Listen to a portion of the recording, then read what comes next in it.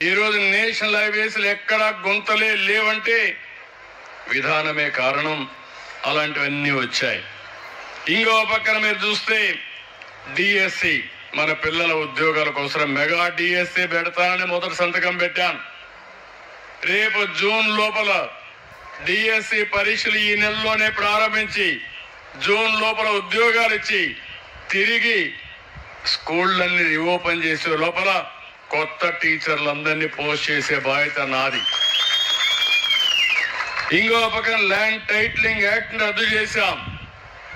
ఇంకొక విషయం కూడా చెప్తున్నా, ఈ ఊర్లో యాదవులు ఉన్నారు.